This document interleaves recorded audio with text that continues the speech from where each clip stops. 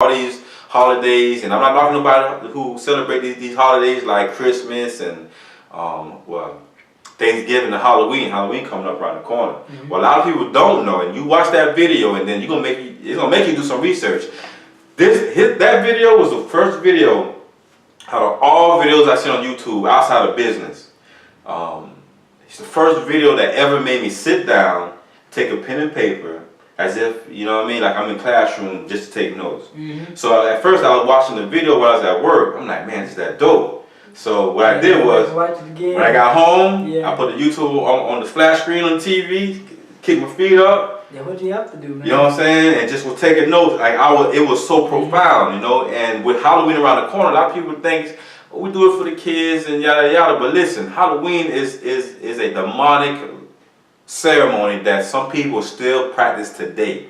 So as everyone in their costume, looking fancy, having fun, and eating all these good candy, going trick or treating. But Halloween actually, which is actually the subject of, you know, the purpose of what we're talking about. I'm not gonna get into it right now, but let's just say, you know, when people put these candles on their windows for Christmas and Halloween, they're letting the other people know that they celebrate that holiday as well. That's how it started, so they can come into the house and participate in what the orgies and the sacrificing of children. That's why I stopped celebrating Christmas. That's how Christmas actually got its origins from. It's worshiping, you know what I'm saying? Yeah, but that's a big part of it. Actually, Christmas was actually outlawed in the colonies. When them Europeans came here, these were the worst of the worst. You see what it did to the Native Americans. Oh yeah. These people were kicked, you know, they were kicked out of there, but you know what I'm saying? When they first started celebrating and doing these things on those sacred days, they didn't even understand what those sacred days were. Christmas actually represents the sun coming back in the northern hemisphere, because every single year it happens on December 25th. The winter solstice. Yeah. So the sun basically goes in a position where it's not visible by the eye for 3 days. That's why they say it's dead. The correlation between Christmas and Jesus being dead in the grave for 3 days comes from that. Okay. Because every day on December the 21st, you go look in the sky, you look at Orion, and you look at Orion point to Sirius, the star Sirius, and you point all the way down to the equator to see the sun come up. 3 days, you're gonna see it come to move back to the northern hemisphere. That happens every single year. And it's been happening since the beginning of time. Well, so our ancestors, if you study the Dogon people, West Africa. They are the ones that left Kemet and went over to West Africa, and they kept those traditions. That's why they have knowledge and understanding of things in the universe that we're just now able to see with a telescope. You see, I understood this differently. Deal with the Dogon. The Dogon left West Africa to come to Kemet and then possibly went back. It goes both ways. Because Kemet was. See, the thing is, Kemet combination of everybody. Yeah. Right. So it goes both ways. Okay. But towards the end, the demise of Kemet, they left and went over to what is now Mali area now. But yeah, most of our holidays concerning Christmas, Easter, you know, all those things are rearranged or they're based on astrology. You just got to be able to, once you study astrology and know when the spring equinox comes, the summer equinox, you know, when you begin to understand the winter solstice and all that kind of stuff, man, a light bulb go off. And you have a better understanding that our people understood nature. They always have understood nature. Yeah, it was always a part of their everyday life. And we throw on this religious and these celebrations of these holidays when they're just sacred holy days that's based on nature. And it's not going to change. But the way of thinking might have changed, but you can't make the sun not come up in a particular point in the sky. No one can do that. No, you can't make spring not happen, no matter how much you shoot stuff in the sky to try to make it rain and create storms and all that crazy stuff that scientists out there doing. They're trying to manipulate our environment. But you can't create earthquakes, though. Yeah, that too. They did that in Haiti a couple of times. As a matter of fact, that earthquake 2010, that was from them digging in the earth too deep, and they put the label earthquake when there's really can't mess with them plates, man. Yeah, the plate tectonics. They literally were digging deep within the earth crust and shook up Haiti. Yeah. Think about it. How come the Dominican Republic wasn't affected? But Haiti has losing a lot of thousands gold. of people. Haiti has diamonds. Haiti has oil. Haiti's land is rich, and they've been trying to take all this stuff for a long time. Now, see, he trying to get us to go to a whole other direction. See, I wasn't trying to get him go there. But he's right. Hey, they just found over $30 billion worth of oil, gold, and minerals in Haiti. And guess who? And guess who gets all the riches and resources? Everybody but the Haitians. Yeah. All these foreign powers. What they've been doing? They have to make Haiti look poor, destitute, and violent, so that when these outsiders come in, oh, the angels are here, the white man is here to save us. When really they're just exploiting it. They're doing the same thing throughout Africa. Yeah. Why you think they got? You know what I'm saying? You see all this negative and propaganda going on. You know, about the different African countries. When the truth is, many of the African countries are some of the most peaceful places in the entire world. They have to make these places look poor and violent so they can exploit it. That's the whole mind thing. And I wanted to say this as well about, you know, back to, you know, Haiti and you made some good points with what you're saying about the stars and astrology. I'm just not starting to read about astrology. We're deep into it. There's a book I'm reading. It's kind of old, but it's called Astro Psychology. So it goes, you know, it's teaching the connection between people and the stars. The energies that come from astrology is deeply connected with our genetic makeup. That's why we have the zodiacs and Sagittarius, Scorpio, you know, all this stuff. Our people, African people, sat down for thousands and thousands of years and charted this stuff. They paid attention to personality. If you were born on this day, they paid attention to how you act or how you respond and all this stuff. So they created this whole zodiac system of how we understand different behaviors and energies based on the zodiac, based on the energies that's pulling from the universe at all times. It doesn't change. You hear this, brother? You know what I mean? He dropping some good knowledge now, you know, and you're right. And just like with the Dogon, like you mentioned, they was wondering, NASA invited Dr. Ivan Van Sertima.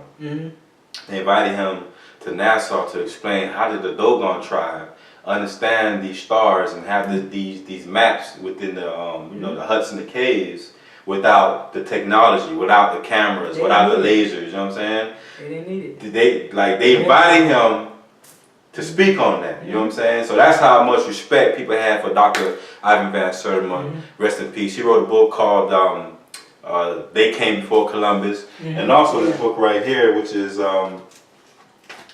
called Black Woman of Antiquity. It's actually quoted in my book, Seven Types of Queens. This is a collection of authors and historians and Egyptologists who put this book together. And in the cover, this is Queen Tai. Queen Tai is a grandmother of King Tut. You guys could take a look at this here, Queen Tai. But this is one of my most prized books, and I had Charles Finch sign it for me because he's one of the authors that's in this book. You know what I'm saying? He's also a good person to go to regarding the Dogon. Really? Yeah, he wrote a book, The Star of Deep Beginning, and Dogon Man and the Cosmos. Yeah. So he's very, very knowledgeable about the Dogon people. I gotta check them out, man. You know, the Dogon, you know, in West Africa, and since we in West Africa, I studied in college. As a matter of fact, when I said earlier in the video, I was speaking about what we got. Okay, we good. Just make sure it's still recording. I studied in my African, what is it called, African Studies. I had African Studies and History of the Caribbean, which is where I got the History of the Caribbean book. And I want to check if it's the same author that you mentioned. Tony Martin? Yeah, I still got it. It's one of the only books I kept from my college books. And so I had to do a presentation on an African country. So I told the teacher, you know, I do Kenya. She's like, no, you're not going to do Kenya. I said, okay. She said, no, you're going to do the homie. And I said, all right. She asked me, where does the Haitians come from? Majority of the Haitians come from, right? And I said, I don't know. She said, I know you don't know. That's why you're going to do the homie. I thank God she made me do that project, man. Because I always see myself as a leader, not necessarily a king, but, you know, I always like my women treat me like a king, and I treat my women like a queen. We can get on that king and stuff topic. I got some stuff to say about that. No doubt, no doubt. So, so she made me do this project, and everyone had to pick a country. And so when I did my project, I had to go to the African American Research Library. I had to go into that, you know, the private hall they got where you can check out the project, but you can't walk out the room with it, special collections, right? And so I was able to look at different, you know, structures, little statues, and journals about the homie. And so when I had to get some pictures, so you tell them what pictures you want, they'll scan it for you and give you the picture. So I used that and create this big PowerPoint. I wish I still had a PowerPoint, man. Ooh, I would pay anything for that PowerPoint right now. But so when I did the project, it's like I feel as if, you know what I'm saying, I was awakened. You know what I mean? Because now I know myself, you know. So Toussaint Louverture was a general that led the Haitian Revolution, which defeated the French, you know, which was a war that was against all odds. They was not supposed to win that war. You know what I mean? But obviously we did. And he won that because he knew who he was.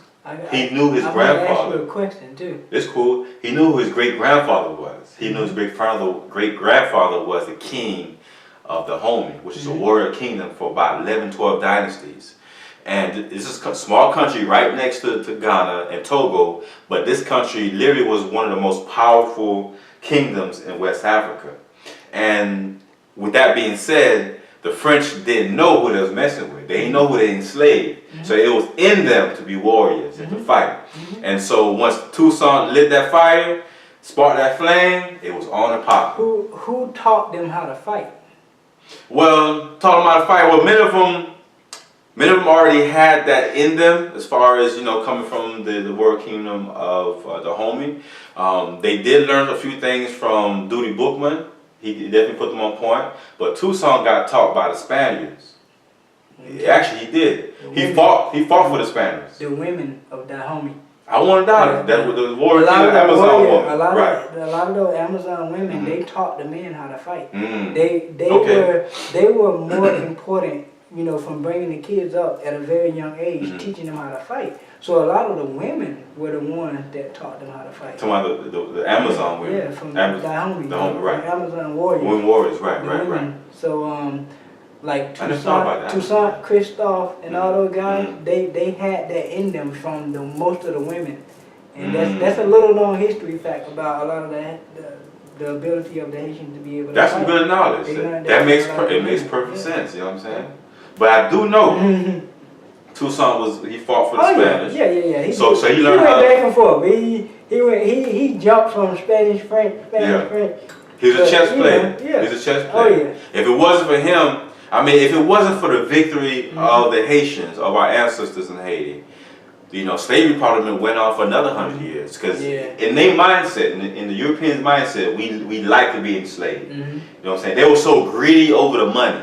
They were so, they had this repetitious appetite for money and power that they convinced themselves that we love being enslaved, we're animals. You know what I mean? We don't want to be, we're not civilized. That they forced themselves to believe that until Toussaint, Jean-Jacques Dessalines, Henry Christophe, and those soldiers led that fight, beat the French, who was the superpower of the world. And Spanish. And America.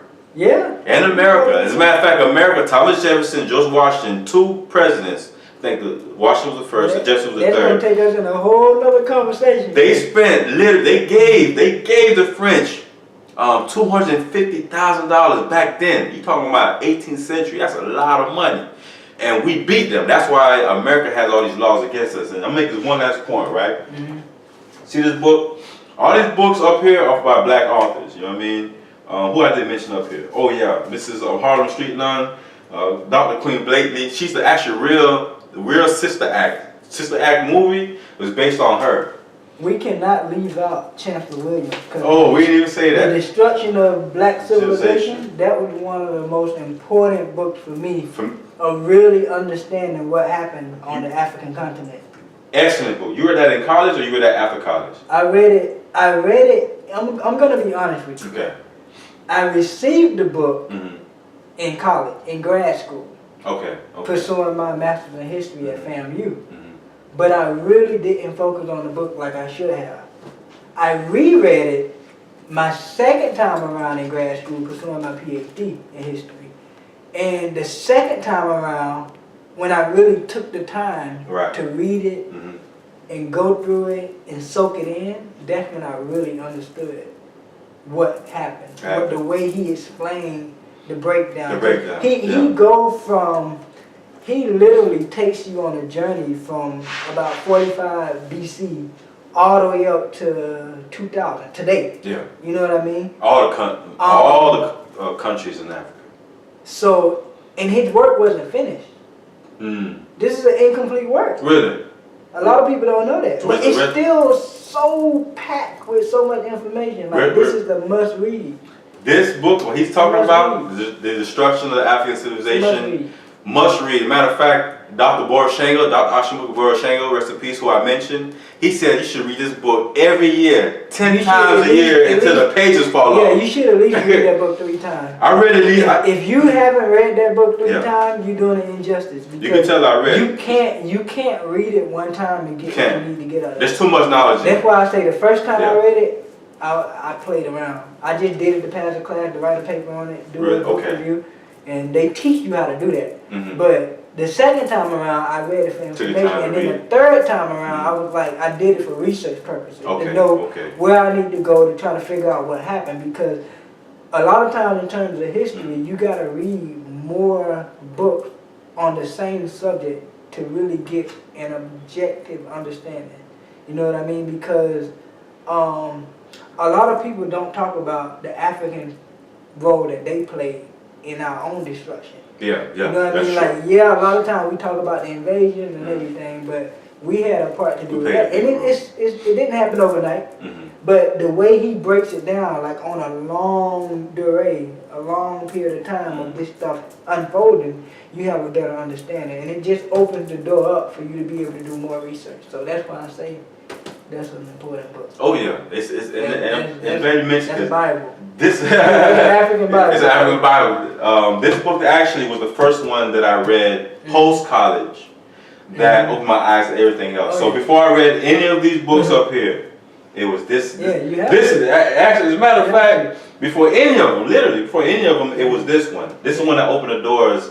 And guess how I found out about him? Watching a video by Dr. Boroshenko. He said you gotta read this book 10 times a year. That's how powerful the book was. And Dr. Jackson did the same thing to us. Like, he gave us this book, and then it was Dr. Chink Anka Diop, Joe. Gotta talk about Dr. Diop. You have to read that book because he is the one that really breaks down us really knowing that African people are the creators of civilization. They built Kemet. You know, we call it Egypt, but it was Kemet. He proved that they were black people. He proved it. Tell us how he proved it. He proved it, you know, with DNA research, being able to study the bones and create a mechanism on which, using deep African thought, a scientific method of showing that these people were people that had melanin. A heavy melanin, heavy melanin content in their skin and bones. Now, Dr. Diop, I found out about him, I forgot how, but I have 1 or 2 of his books. And he mentioned in one of the interviews, because he speaks French and many other languages, he doesn't speak English. He probably speaks every language in the world but English. He's brilliant. Brilliant scientific man from Senegal. Yeah, they call him the modern day Imhotep. Yeah. Imhotep was, the guy who... Multi-genius. Man. Imhotep, those who don't know, was someone who they say was a father of medicine. He also built the first pyramid, which was a step pyramid, if I'm not mistaken. Now, Dr. Diop, what made him so profound to me was beyond his intelligence and writing all these books, was the fact that he had the guts and courage to steal a piece of bone that in Kemet, which is Egypt today. He took a piece of bone and stuck it in a test tube and snuck it out because they invited him and several other scientists to come in to look at it. I forgot which pharaoh it was. I wish I knew which pharaoh it was. I tried to research, I couldn't find it. I had to watch the video all over again. But he took that piece of bone, took it to a laboratory. I don't remember where the laboratory was, and invited the world's renowned scientists from different countries to come and watch him what he was doing, not to make sure he was doing it right, but as evidence and proof of what he already knew. So they tested the bone and got out of it that there was a very high content of melanin, which means this person, whoever he tested, was a blue-black African who was definitely a pharaoh or someone of high stature within the whole Kemetan culture. So all these books, all these authors, they all owe Dr. Diop props. So Dr. How you say his name? I know how you say it's Chaka. Chink Anta Job. Chink Anta Diop. I always say Dr. Diop, but you know the brother here, you know his stuff. So yeah, profile individual. You gotta give him, because we can talk about us being, you know, kings and queens and goddesses and gods. This guy proved it, so we can't say that. Yeah. So shout out to the brother. And we'll give you some books. Cultural Unity of Black Africa. You have Civilization of Barbarianism. You have The African Origin of Civilization. I have that book. And Black Africa. And he has many more books, but those are the ones I would say is must read. Must read. And also, before we close out, you want to say something about the kings and queens? Yeah. Well, kings and queens, I have an issue with those titles, calling us kings. Oh, we're gonna get it now. Yeah. And a lot of people might not agree with this, but I'm just gonna speak truth. Our African culture, we didn't see ourselves as kings and queens. And the reason I say that is because they saw themselves as divine fathers, divine mother. It's a completely different concept of seeing yourself as a king and a queen. So a king, you have subjects, but for a person that calls himself a divine individual, is to have that oneness with your creator or oneness with the universe. And you treat your next person as though they're divine too. You know, for you to be a king, you got to treat everybody as if they under you, right? Or less than you. Well, I mean, kingship brings that kind of power or connotation, you know, mentally. If we look at it the European way. Exactly, that's my point. Right. When you say king and queen, that's the European way. But if you say Nusuk Biti, it just resonates different. You know what I mean? I definitely feel you on that with the whole divinity and becoming one with the earth and with the creator. You know what I mean? Me personally, I didn't see myself as a king until I started studying the warrior kingdoms of the homie. So that's when I started like, you know what, I am a king. So I started looking at myself differently. You know, I started not acting differently, but I see myself differently. Now, back to Kemet. The woman's lap represents the throne, right? And I talk about this in my second book, 7 Types of Queens, King Desire. Her lap represents the throne which a man rules upon. So it wasn't that the man was more or less, or she was more or less. They both, she's the queen, he the king, both royalty, work together. You know what I'm saying? And representing the masculine and female principle. And the reason why I brought that up, not because I want to challenge your, you know, how you see it, because you know we agree. You know what I mean? Hey, look, I'm listening to what Brother Marcus Garvey said. You know what I mean? We gotta put away the petty differences. Now, I say this because, you know, in our culture today, because history means nothing. You can't use the knowledge and power of our ancestors and what they learned and what they was able to build. If we don't use it today, 2018 and beyond, it means nothing what they did 2,000 years ago. We're not going to use it to benefit our people and edify one another. Oh yeah. Now the original Trinity was the mother, father, and child. That's what Trinity represents. Now, for some reason, for biblical reasons, whoever wrote the Bible, they took out the whole female principle to let it say the Father, Child, and Holy Ghost. And they took out the female principle. Why is that? Because a lot of the men back then, they were male chauvinists. They were oppressors of the female energy all day, all night. The whole misogyny mindset was at its prime back then. As a matter of fact, in Europe, if a woman knew more than a man, if she knew how to create medicine or knew how to just seem smarter than the man, they considered her a witch. Right. And so any woman that's being taught by a black woman was automatically considered a witch. But see, the black woman, we see the black woman as gods, as goddesses, because she gives earth, she gives breath, she gives life, she has connection with the earth. That's where the whole Mother Earth thing comes from, because of the cultivation of agriculture. You know what I'm saying? To be able to save our lives without us going out to hunt and kill deer and bulls and buffalo, we can grow our food and eat. That's another thing. One of the greatest things a woman created was agriculture and to give life. A woman at any given day, when she gives birth, she can lose her life and she can give a life any given day. So they automatically, our ancestors automatically felt that women were magical. They were divine because they were so close to life and death. You know what I'm saying? Giving birth. So shout out to the ancestors. We thank you for the knowledge.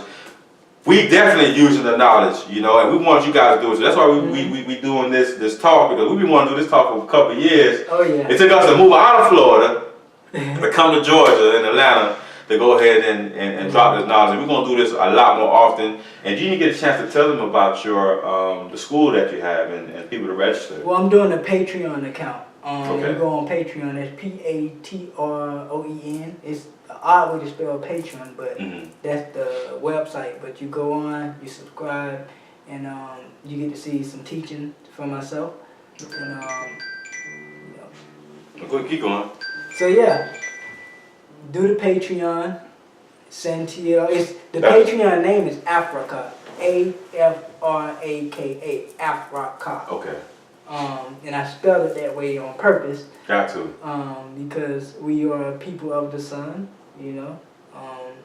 But to go back to finish answering that question about kings and queens, the question I asked in terms of household is who leads the house.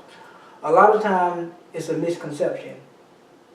In my study, what I've learned is that a household or a family should be ruled by both man and female, because it takes both energies. And in everything in creation, it takes both energies, because the father ought to enthrone their household with the laws of Ma'at, and because a man does not rule, nor does the woman rule, but Ma'at rule.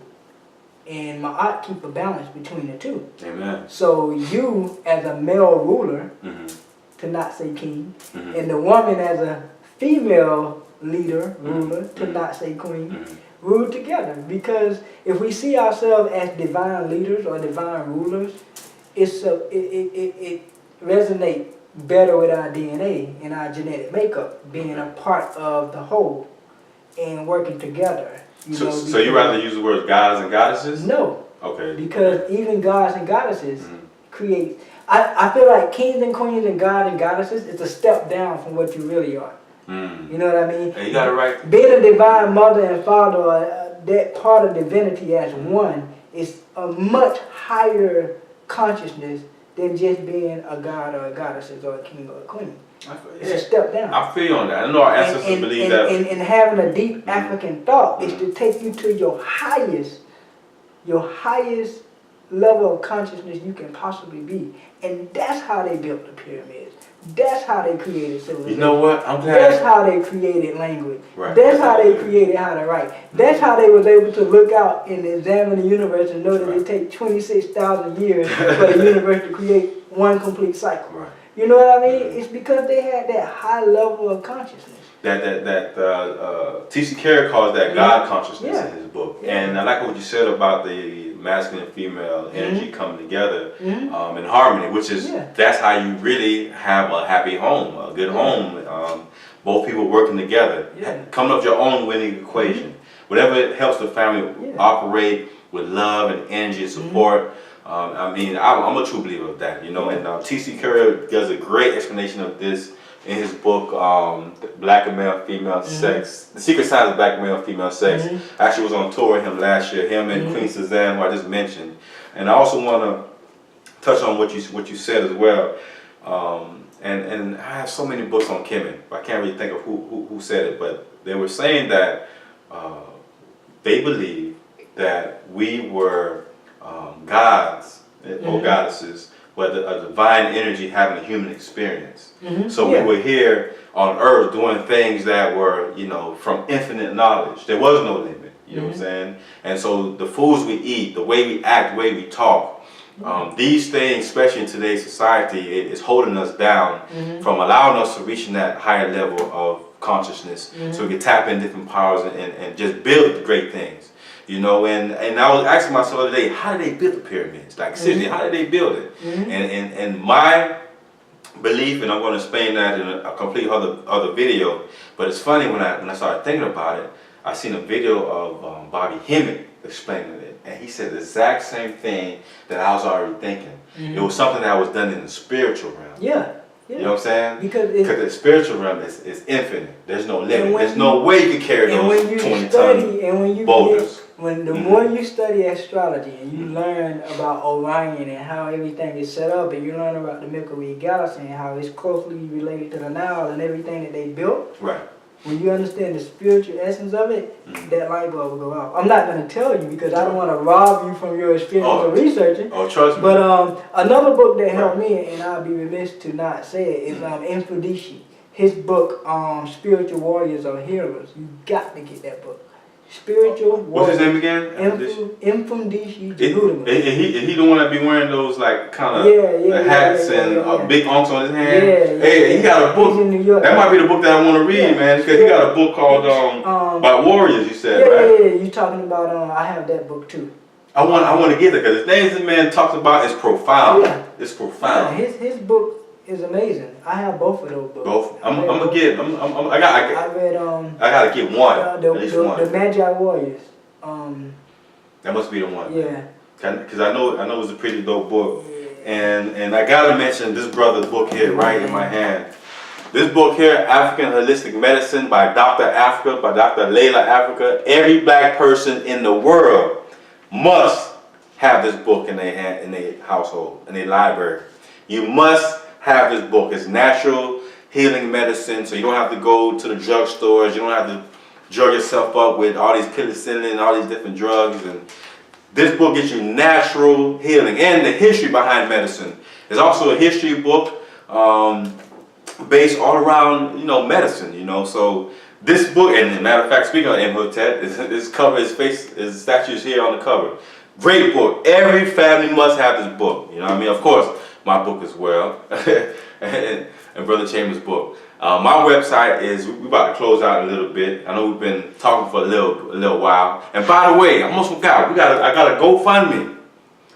If I did not say I had a GoFundMe, I would have been like so mad.